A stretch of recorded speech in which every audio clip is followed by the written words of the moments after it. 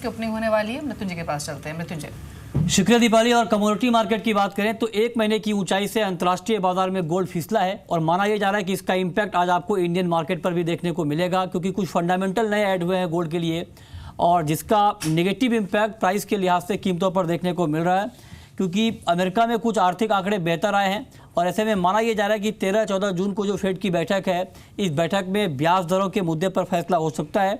America में अप्रैल के महीने में कंज्यूमर स्पेंडिंग 4 महीने में सबसे ज़्यादा बढ़ी है। ये इस बात के संकेत हैं कि वहाँ के आर्थिक हालात बेहतर हो रहे हैं और ऐसे में ब्याज दरें अगर बढ़ती हैं तो गोल्ड कीमतों पर और दबाव की संभावना यहाँ पर बनी हुई है। इसके अलावा क्रूड में गिरावट है और WTI क्रूड का भाव $49 प्रति बैरल के आसपास है। ब्रेंट का भाव $51 के करीब यहाँ पर ट्रेड कर रहा है।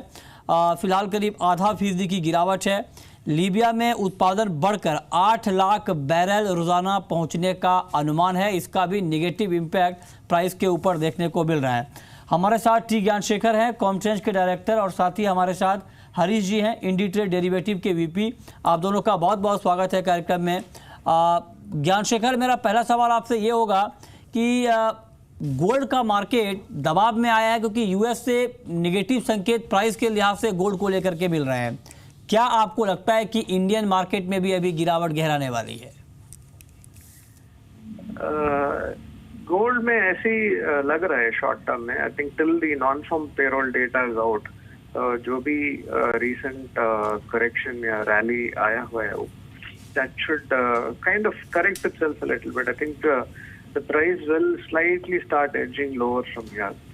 और जो भी पॉजिटिव फैक्टर्स सपोर्ट कर रहा था बुलियन रैली को, I think the market will now ignore all that and wait for the non-farm payroll data because it's very important and the data will clearly indicate whether there will be a rate hike in June or not.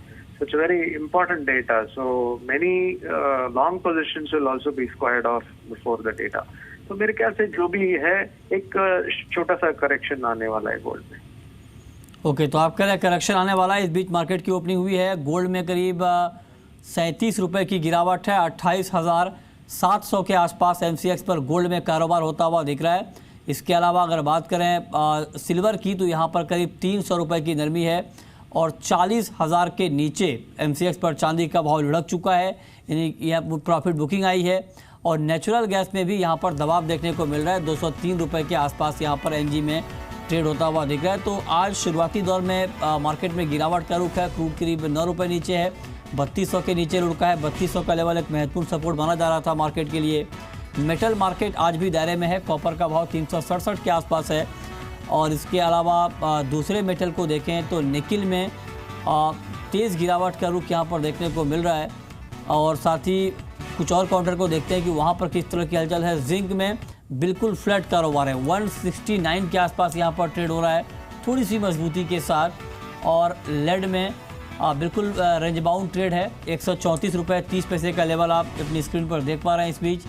और साथ ही बात करें अगर soybean की तो यहाँ पर 10 रुपये की नरमी है। 2686 का लेवल है, 2700 के नीचे है वायदा बाजार में सोयाबीन का भाव।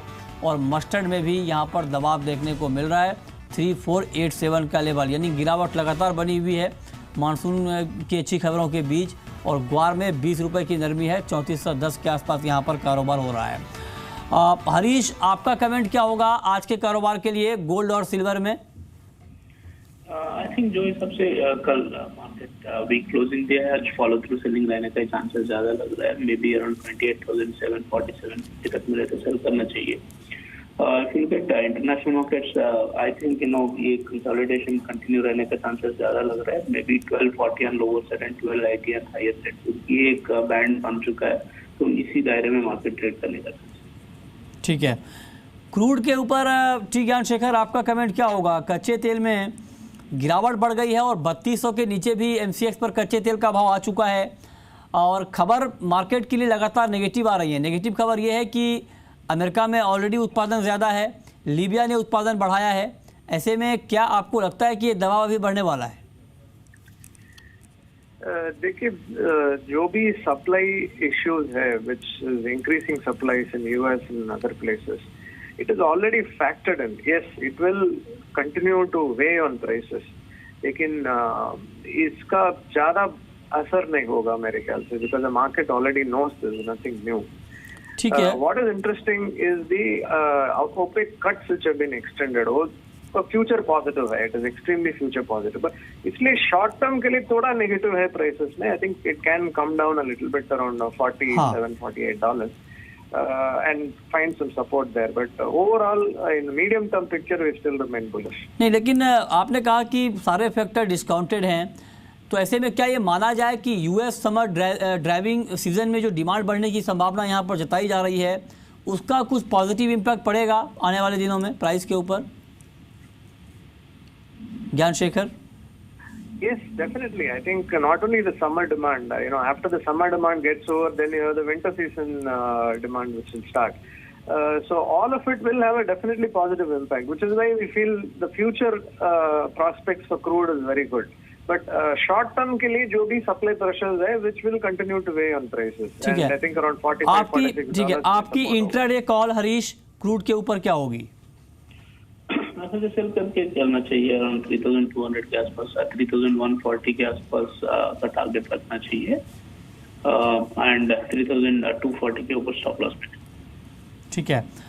आपका कमेंट मेटल के ऊपर क्या होगा? ठीक ज्ञान शेखर, ओवरऑल मेटल मार्केट को लेकर के आप क्या व्यू रखते हैं? The metal market, is currently consolidating in a broad range. There are not enough positive factors to take it much higher. You have growth concerns everywhere. Again, Eurozone problems are cropping up. Because of that, it's unable to go up, even though the China data which has come today has come slightly better than expectations. Overall, I think it will still continue to be in this range till we see some positive news. And the dollar strengthening is not good for metals. So, एक ज़्यादातर range bound trade ही रहेगा metals में. ठीक है. आज के लिए nickel के ऊपर आपका व्यू क्या है हरीश? क्या आपको लगता है कि निकिल में अभी बेचकर चलना बेहतर रहेगा इंट्राडे के लिए? It looks like maybe 595-596 तक मिले तो सेल करना चाहिए इंट्राडे के बेसिस में. 580 एक सपोर्ट दिख रहा है, वहाँ तक का टारगेट लेना चाहिए. ओके. करेंसी मार्केट को लेकर के आपका व्यू टी ज्ञान शेखर क्या होगा, और डॉलर के मुकाबले रुपए की चाल आप क्या देख पा रहे हैं? In currency, especially rupee, you need to be clear that जो भी importers का covering होगा, I think most of them have not covered because expectation is that rupee will appreciate more. But if we suddenly see a spurt in rupee and if it crosses 65, वो time पे और ज़्यादा buying होने का chances है. And with the global dollar strength and with the non-farm payroll data, all this clearly points towards dollar strengthening against rupee. So it is a buy on any dip from here. ठीक है. Agri market में soybean में क्या आपको लगता है हरीश कि अब वक्त आ गया है कि बाई करके चला जाए? इट लुक्स लाइक क्योंकि जो हिसाब से मार्केट कंसिस्टेंटली गिर रहा है, तो एक बार्गेन बाइंग आने का चांसेस ज्यादा लग रहा है. Also if you look at now it is slowly slipping into off season, तो कहीं ना कहीं मार्केट में एक बाइंग अपॉर्चुनिटी जरूर देखने को मिल सकता है. 2700 seems to be a good level to enter the long position. ठीक है. बहुत बहुत शुक्रिया हरीश आपका, और टी ज्ञान शेखर आपका भी इस पूरी जानकारी के लिए. तो फिलहाल इस अपडेट में इतना ही, लेकिन 11:30 बजे हमारे साथ जुड़िए और जानिए कि आज दिन भर आप कहां पर मुनाफा कमा सकते हैं. कमोडिटी मार्केट की बड़ी खबरें कौन कौन सी हैं. हमारे साथ आज किशोर नारने होंगे मोतीलाल ओसवाल कमोडिटी के, और साथ ही हमारे साथ तरुण ससंगी होंगे ग्लोब कमोडिटीज़ के. और अब बात शेयर बाजार की. रजत जी बिल्कुल. निफ्टी पे तो आपको आज ज़्यादा कमाई हुई नहीं, बिल्कुल फ्लैट ट्रेंड है. कल की क्लोजिंग के हिसाब से मात्र 2 पॉइंट ही ऊपर चढ़े हैं, लेकिन जो स्टॉक चढ़ गया आज वो है M&M. नतीजों के बाद ब्रोकिंग हाउसेस के अपडेट्स आ गए और निफ्टी पे सबसे ज़्यादा बढ़ने वाला स्टॉक साबित हो रहा है. 4% की तेजी है, और यही नहीं 2017 के उच्चतम स्तर पर रूल कर रहा है. 1419 का लेवल. अल्ट्राटेक सीमेंट दूसरा स्टॉक जो निफ्टी पे तेज हुआ है. IOC इस स्टॉक पे तेजी देखने को मिल रही है क्योंकि MSCI इंडेक्स का हिस्सा बनने जा रहा है. इसके अलावा पावर ग्रिड में 208 के लेवल पे कामकाज कर रहे हैं. 4 स्टॉक्स निफ्टी पे बहुत स्ट्रांगली कंट्रीब्यूट कर रहे हैं. लेकिन इस शो में आपको बताएंगे कि किन छोटे शेयर्स में पैसा बनेगा, कहां पर प्रोबेबिलिटी है कि यहां पर तेजी और बढ़ती हुई नजर आएगी. खबरों वाले शेयर्स, उन पे इंपैक्ट, उन पे रणनीति. फोर्टिस हेल्थ केयर नतीजे आए हैं कंपनी के. मैनेजमेंट मेरे साथ थोड़ी देर में जुड़ेगी. एक इम्पॉर्टेंट लिंक हम करेंगे जिसमें ये सामने निकल के आया है कि कुछ ऐसे स्टॉक्स हैं जिसमें आपने अगर 10 लाख की राशि निवेश की होती तो वो राशि आज बढ़कर होगी होती 3 करोड़. ऐसे कौन से शेयर्स हैं उस पर बात करेंगे. और साथ ही साथ कमाई वाला F&O सौदा भी बताएंगे। इनफैक्ट आज बताएंगे F&O स्ट्रैटेजीज अलग अलग ब्रोकिंग हाउसेस की क्या हैं, क्योंकि पिछले 2 ट्रेडिंग सेशन में जो भी रणनीति शो में बताई गई है F&O में, उसमें काफ़ी स्ट्रांगली रिटर्न्स बनते हुए नजर आए हैं। ब्रोकर्स रिटायर भी होगा। लेकिन फटाफट से रिलायंस कम्युनिकेशन देख लेते हैं निचले स्तरों से। यहाँ पर फिर से दिन के निचले स्तरों पर पहुंचा है, ऊपरी स्तरों पर दबाव बना है और 1860 के लेवल पे 7% की तगड़ी गिरावट। मूडीज ने भी यहाँ पर रेटिंग घटा दी कंपनी की, उसका इंपैक्ट आज स्टॉक प्राइस पे रिफ्लेक्ट हो रहा है। 7% के आसपास की गिरावट इसमें रिलायंस कम्युनिकेशंस पे देखने को मिल रही है। अब तक के निचले स्तर पे पहुंचा है। स्ट्रॉन्ग बिकवाली आज के सत्र में, न्यूज फ्लो है स्टॉक में, एक दिन चढ़ता है तो अगले दिन दोगुनी रफ्तार से यहाँ पर गिरावट देखने को मिलती है। मूडीज के डाउनग्रेड की खबर के बाद शेयर टूटा और 1 महीने में 40% साफ हो चुके हैं। कुछ स्टॉक्स जो स्मॉल कैप कैटेगरी में एक्टिव है वो भी देख लेते हैं स्मॉल कैप रेडार।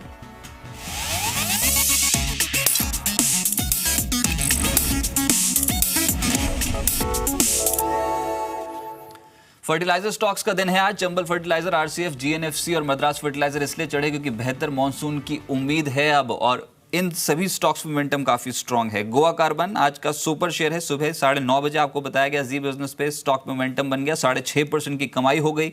इसके अलावा टेक सॉल्यूशंस निचले स्तरों से कुछ पलटता हुआ नजर आया है। चुनिंदा आईटी स्टॉक्स पे पुल बैक है। टेक सॉल्यूशंस उसमें से एक जो 6.5% की तगड़ी कमाई करा रहा है आज। वीनस रेमेडीज यहाँ पर भी एक पुल बैक है। फार्मा शेयर्स पे वैसे भी लगातार पिछले कुछ 2 ट्रेडिंग सेशन से पुल बैक देखने को मिल रहा है। मुथूट फाइनेंस एक और स्टॉक सभी एम एवरेजेस के ऊपर आके कामकाज कर रहा है। इस स्टॉक में तेजी बन रही है। और एचडीआईएल यहाँ पर तो न्यूज फ्लो स्ट्रांग होता चला जा रहा था। इनफैक्ट 200 करोड़ की जो है वो शेयर्स कंपनी प्रमोटर्स को जारी करने जा रही है, उसका एक इम्पैक्ट है, इसमें तेजी बनती हुई नजर आई। और नतीजों का असर देखिए आप, बीईएमएल 8% ऊपर, यूनाइटेड स्पिरिट 8.5% ऊपर। जेट एयरवेज शुरुआती सत्र में लाल निशान में था, अब 2% ऊपर आ चुका है। टाटा ग्लोबल 2% की तगड़ी कमाई करा रहे हैं। मेरे साथ लवलेश जी इस समय मौजूद हैं, लवलेश शर्मा एपिक रिसर्च से। लवलेश जी बहुत शुक्रिया अपने समय जी बिजनेस को देने के लिए। सर सबसे पहले तो मार्केट्स पे अप्रोच बताएं, एक फ्लैट ट्रेंड, एक रेंज क्या प्रेडिक्ट की है आपने जिसपे कामकाज होगा सर? वेरी गुड मॉर्निंग रजत जी। देखिए जो रेंज आ रही है थोड़ी सी हायर है। जिस तरह से हमने ओआई में जो एक्टिविटी देखी, I think 9700 on the higher side, 9800 पे एक्टिविटी दिखी, जबकि नीचे में हम 9500 9400 देखते हैं। तो कोई सी भी डिप या ऐसा बोल लें कि 9550 9600 अगर मार्केट सस्टेन करता है तो प्रोबेबिलिटी ज़्यादा है कि हम ऊपर की रेंज हिट करें in coming days. So I think 9600 is a line in the sand. इसके नीचे क्लोज होते हैं तो वी मे बी साइडवेज। जब तक कि 9600 के ऊपर है, मैं on the higher side towards 9740 9800 तक के लेवल्स देखना, मतलब maybe in a week we can see 150 points rally. आपसे बातचीत जारी रखूंगा काउंटर स्पेसिफिक, लेकिन इसी बीच फोर्टिस हेल्थकेयर के नतीजे जो कल बाजार बंद होने के बाद आए वो मैं फटाफट से इसमें बता दूं, क्योंकि मैनेजमेंट मेरे साथ मौजूद है। Q4 लॉस जो है वो 37.52 करोड़ हुआ है, जो कि घटा है 87.6 करोड़ से। घटकर ये लॉस की फिगर आई Q4 में YoY बेसिस पे। कंसोलिडेटेड इनकम में 1123 करोड़ कंपनी रिपोर्ट की है, 1070 करोड़ के मुकाबले YoY बेसिस पे। लेकिन इंपॉर्टेंट ये है कि फोर्टिस हॉस्पिटल का लिमिटेड का भी अधिग्रहण किया था कंपनी ने, तो नतीजे देखने होंगे कि मैनेजमेंट पे क्या बयान देती है। मेरे साथ इस समय भवदीप सिंह जी जुड़े हैं, सीईओ फोर्टिस हेल्थ के। सर बहुत शुक्रिया अपने समय जी बिजनेस को देने के लिए। ये YoY सेट ऑफ रिजल्ट्स क्या कंपेरेबल हैं सर? फोर्टिस हॉस्पिटल का जो अधिग्रहण किया था आपने, आपका फर्स्ट डे के नतीजों पे सबसे पहले। हाँ, गुड मॉर्निंग। देखो जैसे आपने जिक्र किया, यू जस्ट मेंशन्ड, जो हमारे रिजल्ट हैं they are comparable to last year. जो पिछले साल के हमने रिपोर्ट किए थे पिछले for the fourth quarter, results are similar, numbers are similar. हमारा जो बिजनेस का जो इम्पैक्ट हुआ है is been the impact of demonetisation. Demonetisation hit, जैसे आपको मालूम है, November, early November till November actually जो हमारा बिजनेस था Q1 Q2 काफी सॉलिड था। In fact Q2 was a record quarter for us and the performance was outstanding and things were going quite well. I think demonetization का थोड़ा stabilizing impact हुआ है. It's taken a bit of time to get past that. Today as we look back on Q4, January का जो महीना था, that was actually a very poor month. I think that Diwali के बाद, New Year के बाद, I think people had to adjust their spending pattern. The cash economy जो थी, people adjusting to credit card, debit card, दूसरे वगैरह जो payment platform है. And I think by virtue of that, I think Q4 थोड़ा challenging था. The numbers for the year, if you look, our EBITDA number जो हम कहते हैं has gone up by about 8-9%. Our revenues has a good solid growth of 9-10%. So I think that overall the year has been a good year. Q4 challenging था for sure, no doubt about that. But now April has been very good. May is actually better than that. So I think जैसे as we look forward to 17-18, I think we see some very good numbers going forward. लेकिन sir अब वही आने वाले समय के लिए मैं पूछ रहा हूँ, ग्रोथ प्रोस्पेक्ट्स कैसे हैं, कितना एक्सपेंशन जो है हॉस्पिटल्स का कंपनी करने जा रही है आने वाले एक साल में, अगर मैं पूछूं तो? देखो, today we operate about 4500 beds. हमारी जो ग्रोथ है, जैसे हमने पहले बोला, we are focusing on brownfield growth. इसका ये मतलब है कि that we are not adding new hospitals, but we can add beds to the existing operation that we have. So एक अस्पताल है इन चेन्नई इन आर्कॉट रोड जो बन गया है. So it's a new hospital that was already made. That's going to get launched at the end of the year. उसके बाद nothing new beyond that. In Bannerghatta road in Bangalore we're adding 100-150 बिस्तर वहाँ ऐड करेंगे. Shalimar Bagh we're adding beds. Noida we're adding beds. So I think total our bed count we will grow by between 12 and 15%. 12-15% के growth क्यों आएगी? So that's the growth piece of it. On a revenue basis, जो हमारी I told you that this past year we grew at 8%. I think जो हमारी revenue growth होगी for this year we should be in double digit, मतलब 10-11-12% का होगा. We should see good solid growth from a revenue perspective. And I certainly think जो हमारा EBITDA number हम report करते हैं, I think you again see double-digit growth there. So I think it's going to be an outstanding year. Growth will be good, revenue generation will be good, and I think bottom line will be good as well. SRL के demerger पे क्या update है sir? क्योंकि फरवरी में बात हुई थी कि 6 महीने के अंदर अंदर डीमर्जर प्रक्रिया पूरी हो जाएगी. अब क्या स्टेटस है? स्टेटस वही है जो हमने पहले बताया था. उस वक्त भी हमने बोला था कि जो डीमर्जर है SRL की, we had said that we are looking for completion in July, August. And at a high level timeline वही है. It continues. Plan is on track. We are very happy that we can unlock value. Shareholder जो invest करता है वो तो ultimately the profit बनाना चाहते हैं. So this helps from an unlocking value perspective because you have SRL as a part of Fortis today. अलग करोगे, both entities become stronger and there's certainly good value for everybody. So timeline is good. We see it happening जैसे हमने बोला था sometime in the July-August time period. Sir एक सवाल होगा आपसे. प्रोमोटर्स की स्टेक सेल की जो खबर है ना, वो इस समय बहुत ज़्यादा गर्म होती चली जा रही है और इनफैक्ट मॉरिशस की कंपनी का नाम भी आ रहा है जो स्टेक सेल की प्रक्रिया में शामिल हो रही है. कुछ क्लैरिटी देना चाहेंगे? कुछ ऐसी योजना है क्या फोर्टिस के प्रोमोटर्स की स्टेक सेल के प्रति? देखो, ये तो सिर्फ खबर ही है. इट्स स्पेक्यूलेशन एंड आपने भी पढ़ा है, हमने भी सब पढ़ा है. And our promoters are exploring. देखो एनी कंपनी, कोई भी जो कंपनी होती है, जो प्रोमोटर होते हैं, यू ऑलवेज कंसिडर कोई इन्वेस्टमेंट आ सकती है, कोई पार्टनरशिप कुछ करना चाहे किसी तरीके का. So that's something they will consider, but there is nothing. अभी तो सिर्फ स्पेक्यूलेशन है. One thing I can tell you कि चाहे जो भी हो या नहीं हो, कुछ भी हो, जो भी हो, our approach to patient care, हमारी जो management team is staying consistent. जो स्ट्रैटेजी है, जो फिलॉसफी है, that doesn't change. So I think it's speculation. अभी देखते हैं आगे क्या होता है. And I am sure as things come up will certainly report them, but at this time nothing much to share. Right sir, बहुत शुक्रिया आपका हमारे साथ जुड़ने के लिए और नतीजों पर बात करने के लिए. साथ ही साथ गोइंग फॉरवर्ड क्या प्रॉस्पेक्ट्स इन फोर्टिस हेल्थ केयर के क्या भविष्य है उसको बताने के लिए बहुत बहुत शुक्रिया. तो यहाँ पर बात यही है कि नतीजे जो हैं, डिमोनेटाइजेशन का इम्पैक्ट Q4 में पड़ा, लेकिन गोइंग फॉरवर्ड अगले कुछ तिमाही में बेहतर सेट ऑफ रिजल्ट्स फोर्टिस से आप एक्सपेक्ट कर सकते हैं. अभी फिलहाल के हिसाब से सिर्फ मीडिया स्पेकुलेशन है स्टेक सेल की प्रोमोटर्स की, लेकिन अगर कोई बहुत बेहतर यहाँ पर कंपनी को अपॉर्चुनिटी मिलती है तो ये प्रोबेबिलिटी हकीकत में भी कन्वर्ट हो सकती है, ऐसा मैनेजमेंट ने कहा. फिलहाल फोर्टिस जो है वो 197-50 के लेवल पे इस समय रूल कर रहा है. लेकिन कुछ स्टॉक्स जहां पर आज के सत्र में तगड़ी कमाई हो रही है, उसमें फर्टिलाइजर शामिल है. लवली जी, आपका एक टेक फर्टिलाइजर स्टॉक्स पे आज के सेक्टर में, आज जिस सेक्टर में सबसे ज्यादा तेजी बन रही है वो फर्टिलाइजर स्टॉक्स ही है. NFL देख लीजिए, चंबल, RCF सभी में तेजी है. मानसून का ट्रिगर है, तेजी भी और बढ़ेगी क्या? और कोई एक स्टॉक जो आपके रडार पर है? राइट, चंबल फर्टिलाइज़र पहले भी रिकमेंड कर चुके हैं. ये काफ़ी कुछ बाय ऑन डिप्स ही है, कोई सी भी डिप आती है 120 के नीचे जहाँ भी ये स्टॉक दिखता है, मेरे ख्याल से काफ़ी लॉन्ग टर्म ब्रेकआउट है 52 वीक हाई का. 115-116 शॉर्ट टर्म में काफ़ी स्ट्रॉन्ग सपोर्ट है. हम ऊपर में इसमें पोजिशनल बेसिस पे 135-136 तक के लेवल देखते हैं, जबकि शॉर्ट टर्म में भी इंट्राडे और on swing basis I still believe 125 से 126 इस स्टॉक में दिखना चाहिए. चलिए, लेकिन रोज बरोज आपके लिए एक स्टॉक लेकर आते हैं जहां पर वैल्यू काफी आकर्षक होती है, वो बताने के लिए सुमित मेरे सहयोगी मेरे साथ मौजूद है. सुमित, बताएं आज का स्टॉक.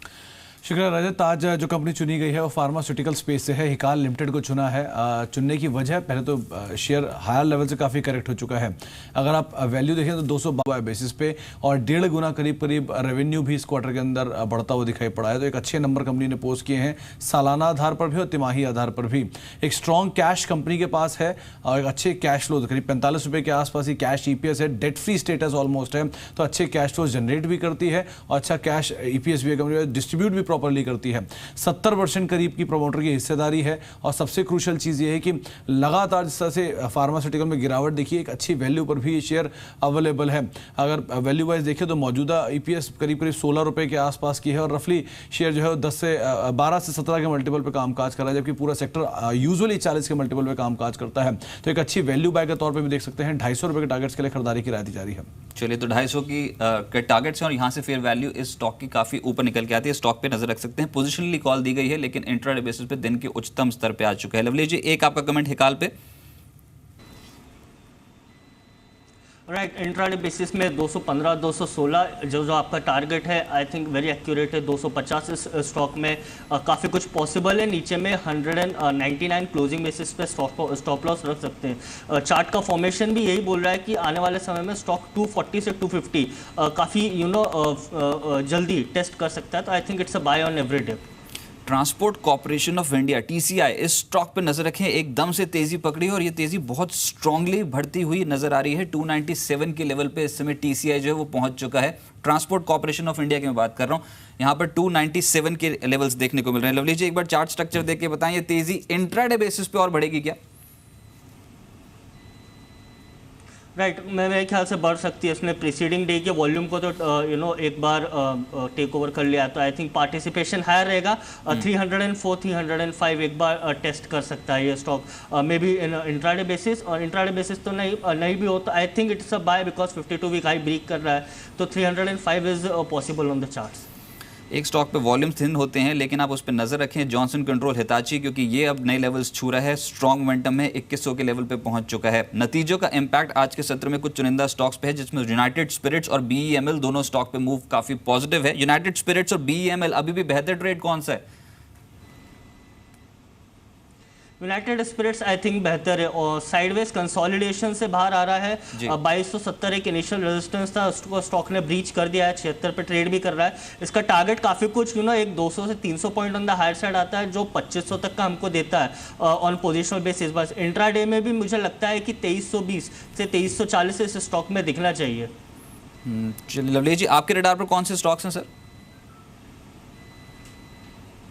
आई थिंक आपने IOC की बात करी थी। I am tracking this particular counter. जिस तरह से ये MSCI में जा भी रहा है, I think IOC is a buy. ये स्टॉक में कहीं ना कहीं 420 410 काफ़ी स्ट्रॉन्ग सपोर्ट है। जिस तरह से हमने लास्ट सीरीज का जो रोल ओवर देखा है, it's a buy. I think 450 से 455 IOC में मैं लक्ष्य लेकर सकता हूँ। जबकि बैंकिंग में I think Axis bank is one of the counters जो आपके रडार पे होना चाहिए। On the lower side of trading range मिल रहा है। एक्सिस बैंक में मेरा आने वाली जून सीरीज में टारगेट 530 से 535 तक का रहेगा।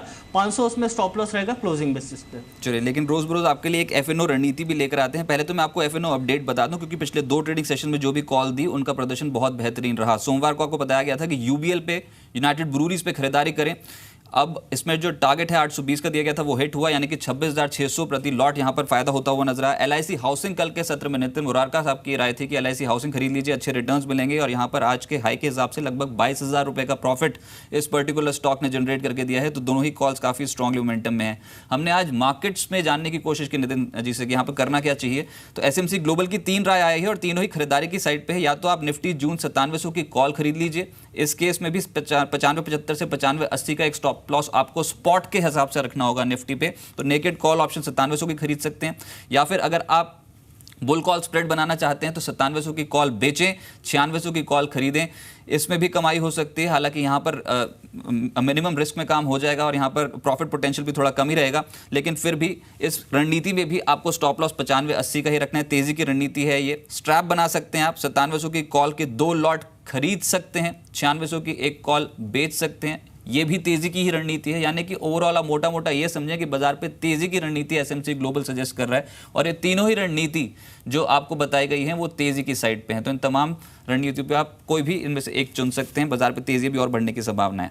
आज की कॉल आशीष चतुर्वेदी साहब की है। उनका कहना है कि पिरामिल एंटरप्राइजेज इस स्टॉक पे नजर रखें। ये एफएनओ में इस समय काफी स्ट्रांगली बज कर रहा है और जिस तरीके से एक पुल बैक यहाँ पर स्पेस में आता हुआ नजर आया है, क्लियर कट बेनिफिट अब पिरामिल एंटरप्राइजेज को होता हुआ नजर आएगा। आपको 27.35 27.30 के आसपास का एक स्टॉप लॉस रखना है, लेकिन ये तेजी पकड़ ली इसने तो 2800 के पार जाएगा और उसके बाद 2860 तक के लक्ष्य जो है पिरामिल एंटरप्राइजेज पे देखने को मिल सकते हैं। तो तमाम रणनीति वायदा कारोबार से जुड़ी हुई पिरामिल एंटरप्राइजेज आज की बाय कॉल है। लवली जी, बहुत शुक्रिया आपका मेरे साथ जुड़ने के लिए, मार्केट्स पे अप्रोच बताने के लिए। बाजार बिल्कुल फ्लैट है। M&M इस समय लीड कर रहे हैं मार्केट पे, सबसे ज्यादा बढ़ने वाला स्टॉक निफ्टी पे साबित हो रहा है।